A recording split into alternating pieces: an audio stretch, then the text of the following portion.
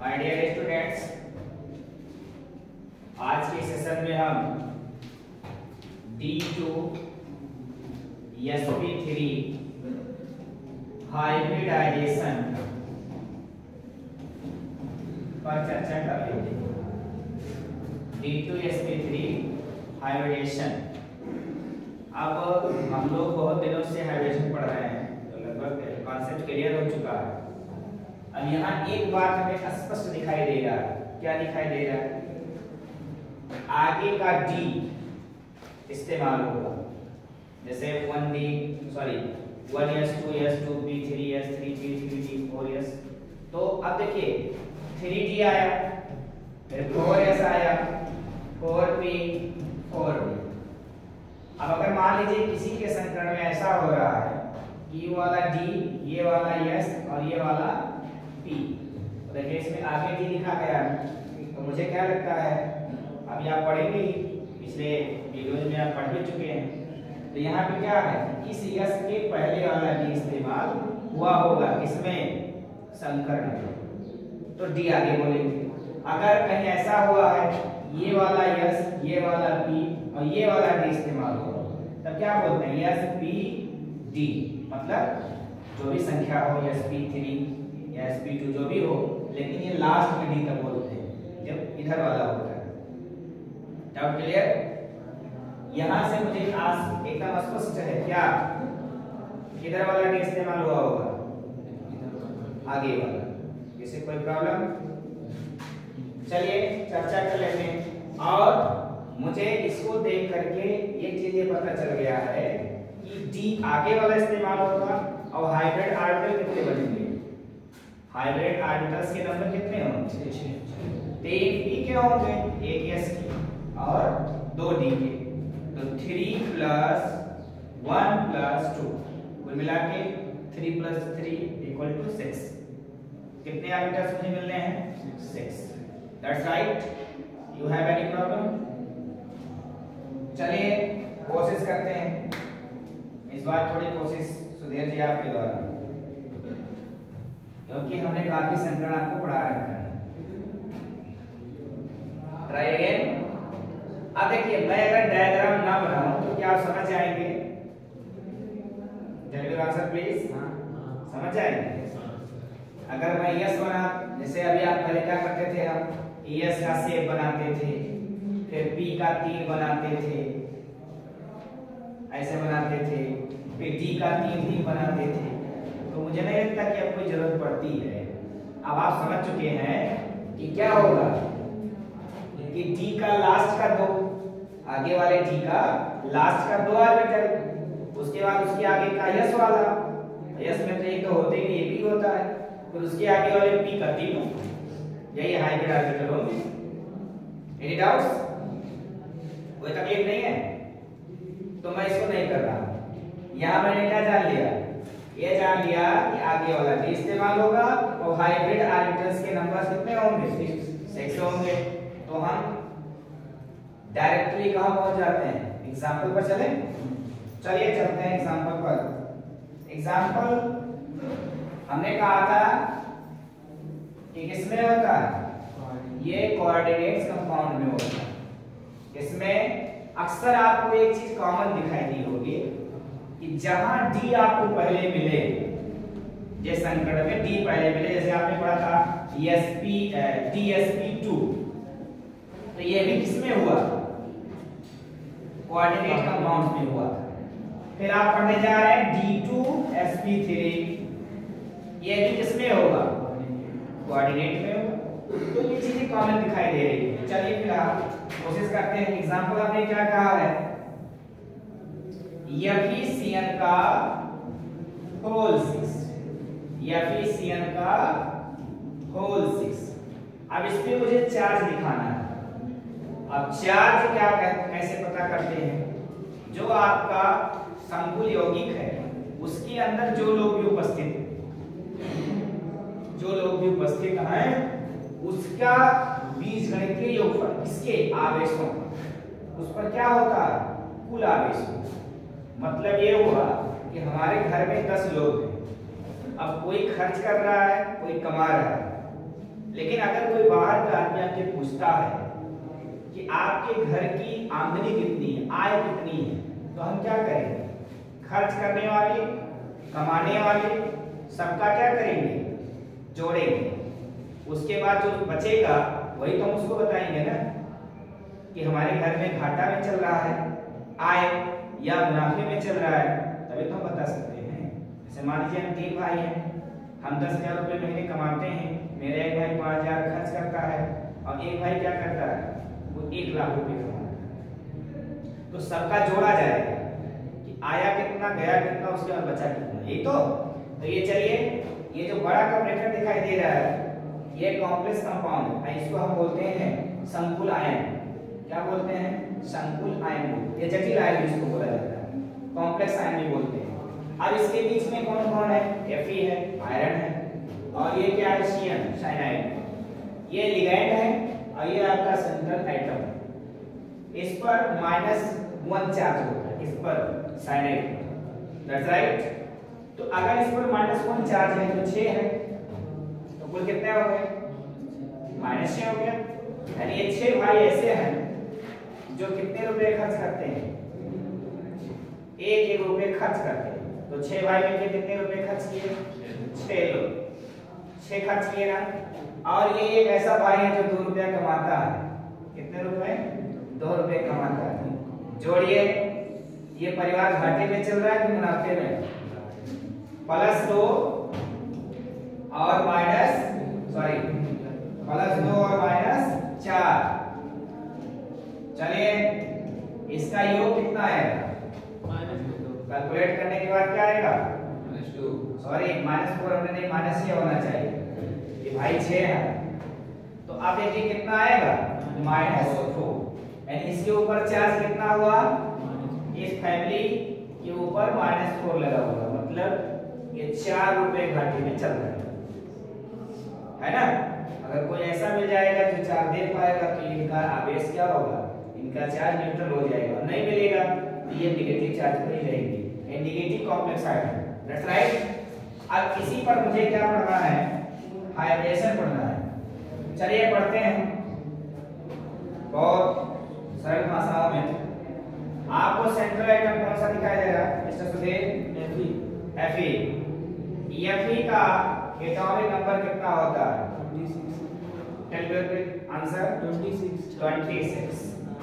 चलो, ये ground state की बात कर रहे हैं।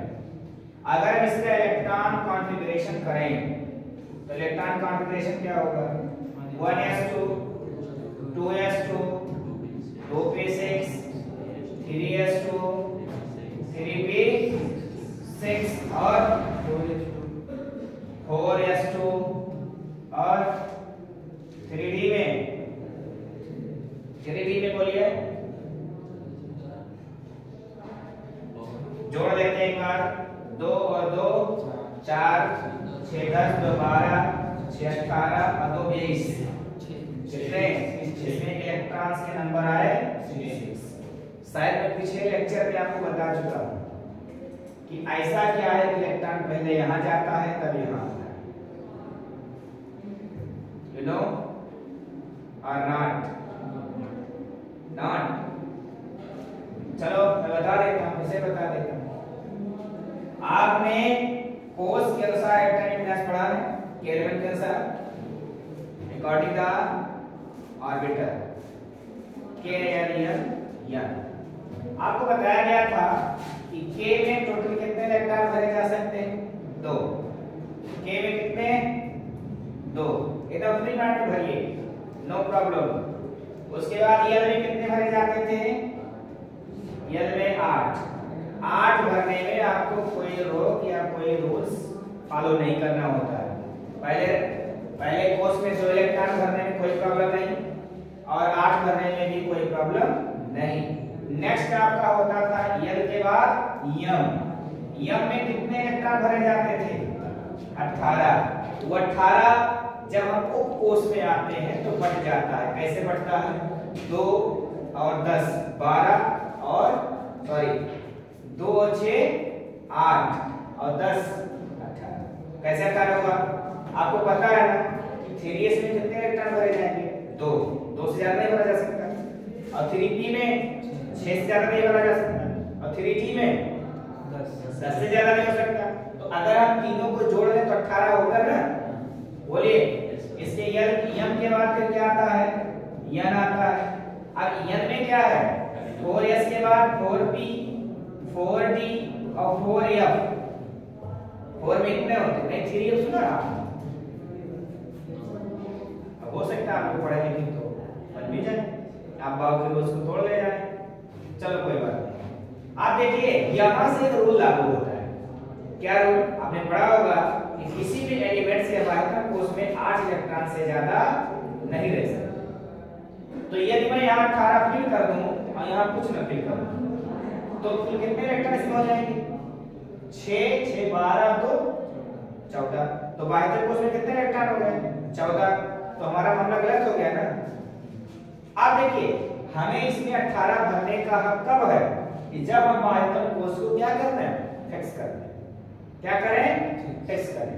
अक्सर आप लोग ये वाला तो रटते हैं, आप बाहु रूल्स के अनुसार रट लेते हैं, लेकिन आपको ये क्लियर नहीं हो पाता कि ऐसा क्या हुआ कि 4s में गया। ऐसा ये हुआ कि यन को फिक्स करने के लिए, यन को फिक्स करने के लिए और यन में 18 इलेक्ट्रॉन फिल करने के लिए हमने क्या किया, इसमें 2 इलेक्ट्रॉन भेज करके इसको फिक्स कर दिया। अब फिक्स कर दिया इसमें 18 भरा जा सकता है ना, बोलो। अब 18 में भर सकते हैं, क्यों? क्योंकि बाह्यतम कोश हमारा फिक्स हो चुका है और इसमें 8 से ज्यादा है भी नहीं, रूल फॉलो हो रहा है। तब यहाँ अब हम 6 7 8 9 10 जो भी करना चाहें आप भर सकते हैं। Any doubts? अब आगे चलिए बात करते हैं। ये क्लियर हो गया कि ऐसा क्या हुआ कि 4 इसमें भेजा गया?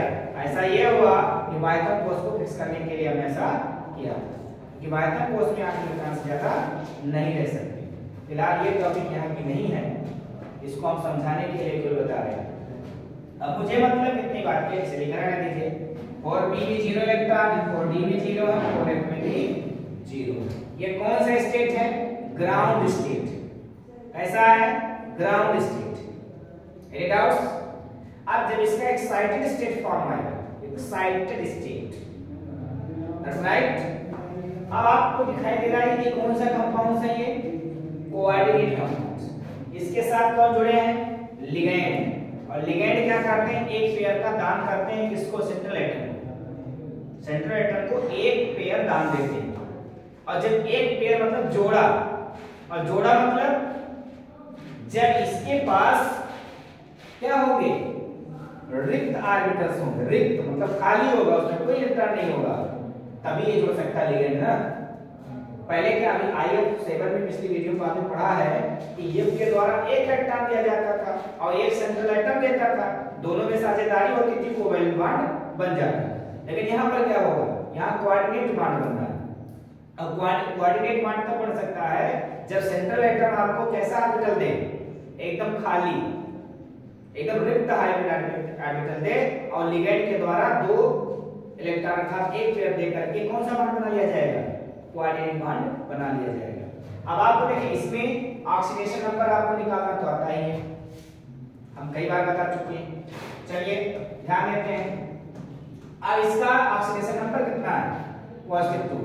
+2 अभी हम जोड़ के बताए भी हैं। जब हम लोग क्या कर रहे थे, इस संकुल आयन पर आवेश निकाल रहे थे, तो हमने बताया है कि इसका +2 है। तो हम चलिए Fe2 पॉजिटिव का इलेक्ट्रॉन कॉन्फ़िगरेशन कर लेते हैं। वेरी सिंपल सी बात है, कौन सा इलेक्ट्रॉन कटेगा भैया? ये वाला, बाह्यतम कोश वाला। कोश वाला नहीं, कोश वाला। कौन सा इलेक्ट्रॉन गया? 4s का गायब। चलिए क्या बन गया? 1s2 2s2 2p6 3s2 3p6 3d6 और 4s0 4p0 और 4d0। ये का तो कोई काम नहीं, मुझे ध्यान दीजिएगा। तो मैं क्यों लिखूं? मिटा दें क्या इसको? मिटा रहे हैं, कंफ्यूजन हो सकता है। समझ में आई बात? अब मैं एक चीज और जान रहा हूं। क्या जान रहा हूं? आप भी जान लीजिए, मैं ही तो जानूं। देखिए डी में कितने इलेक्ट्रॉन हैं? 6। ऑर्बिटल्स कितने? 1 2 3 4 5 बन गया अपने आप। अब according the hoods law, according the hoods law हम कैसे करेंगे, एक एक इलेक्ट्रॉन सब में फिल करते हुए चले जाएंगे। 5 फिल हुआ, लेकिन है कितना 6। अब रिपीट कहां से करेंगे, जहां से भरना शुरू किए थे, that's right.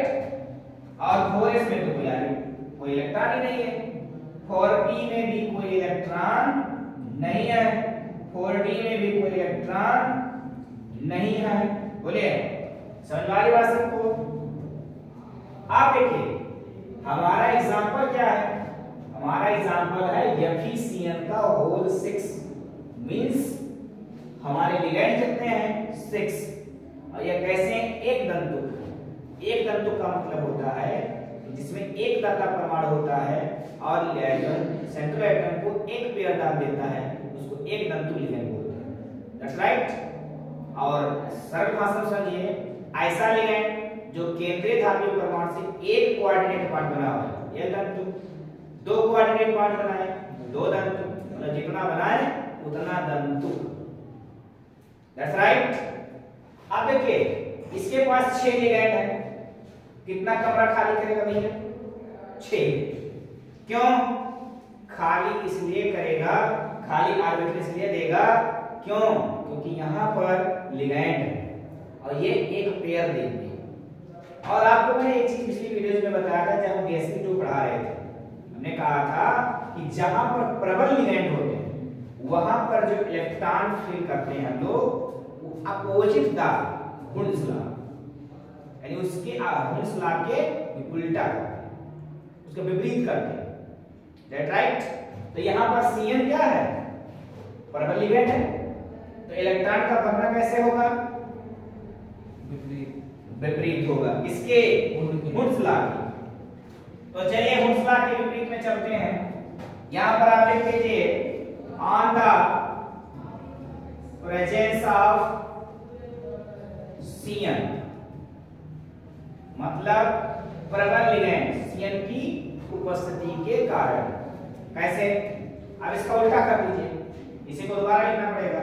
Fe2 positive equal to 1s2 2s2 2p6 3s2 3p6 3d6 4s0 4p0 4d, सब कुछ ऐसे रहेगा जैसे यह है, बस यहाँ पर जो हम इससे हुड्स लॉ का पालन कर रहे थे अब यहाँ पालन नहीं करेंगे। कैसे करेंगे, तब मेरे पास 5 ऑर्बिटल है, 1 2 3 4, 5 ऑर्बिटल्स हैं।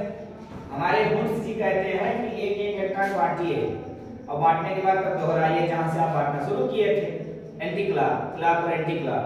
तो हम क्या करेंगे, हम ऐसा फॉलो नहीं करेंगे कि पहले क्लॉक वाइज चले जाएं तो फिर एंटी क्लॉक चले, हम दोनों एक ही साथ चलते हैं। चलो चलते हैं, तो इसमें 2 फिल करेंगे तब आगे बढ़ेंगे, कंप्लीट करते हुए चलेंगे। इसमें भी 2, इसमें भी 2, यहीं जाने पर मेरा इलेक्ट्रॉन खत्म। यहाँ क्या 6 इलेक्ट्रॉन को हमने बांटा था कि पूरा का पूरा ऑर्बिटल्स में एक एक इलेक्ट्रॉन आए, एक जगह डबल है बाकी जगह सिंगल सिंगल।